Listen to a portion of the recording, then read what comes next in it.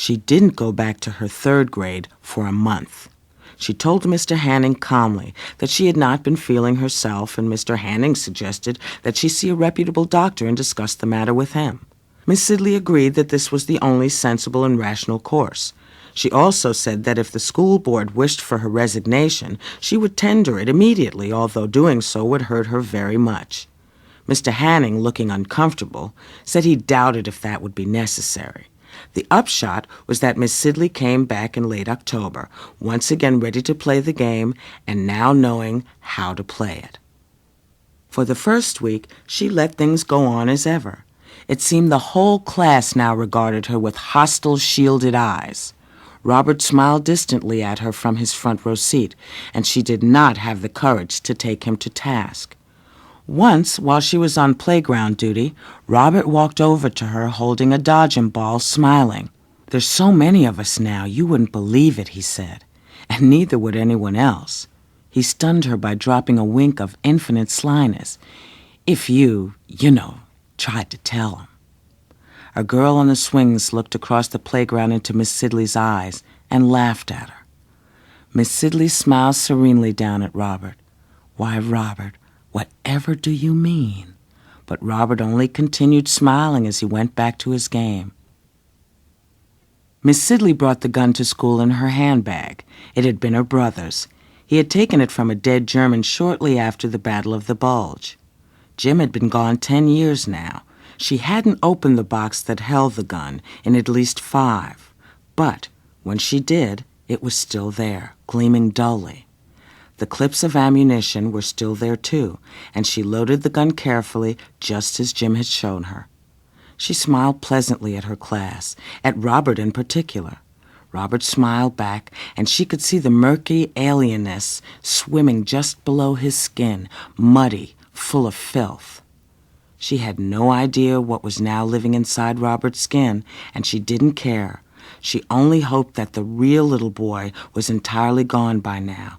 She did not wish to be a murderess. She decided the real Robert must have died or gone insane, living inside the dirty, crawling thing that had chuckled at her in the classroom and sent her screaming into the street. So even if he was still alive, putting him out of his misery would be a mercy. "Today, we're going to have a test," Miss Sidley said. The class did not groan or shift apprehensively. They merely looked at her. She could feel their eyes like weights, heavy, smothering. "It's a very special test. I will call you down to the mimeograph room one by one and give it to you. Then you may have a candy and go home for the day. Won't that be nice?" They smiled empty smiles and said nothing. "Robert, will you come first?" Robert got up, smiling his little smile. He wrinkled his nose quite openly at her. "Yes, Miss Sidley." Miss Sidley took her bag, and they went down the empty, echoing corridor together, past the sleepy drone of classes reciting behind closed doors. The mimeograph room was at the far end of the hall past the lavatories. It had been soundproofed 2 years ago. The big machine was very old and very noisy. Miss Sidley closed the door behind them and locked it. "No one can hear you," she said calmly. She took the gun from her bag. "You or this." Robert smiled innocently. "There are lots of us, though. Lots more than here." He put one small scrubbed hand on the paper tray of the mimeograph machine. "Would you like to see me change again?" Before she could speak, Robert's face began to shimmer into the grotesqueness beneath, and Miss Sidley shot him. Once, in the head, he fell back against the paper-lined shelves and slid down to the floor, a little dead boy with a round black hole above his right eye. He looked very pathetic. Miss Sidley started. Her cheeks were pale. The huddled figure didn't move. It was human. It was Robert. No! It was all in your mind, Emily. All in your mind. No, no, no, no! She went back up to the room and began to lead them down one by one. She killed 12 of them and would have killed them all if Mrs. Crossan hadn't come down for a package of composition paper. Mrs. Crossan's eyes got very big. One hand crept up and clutched her mouth. She began to scream, and she was still screaming when Miss Sidley reached her and put her hand on her shoulder. "It had to be done, Margaret," she told the screaming Mrs. Crossan.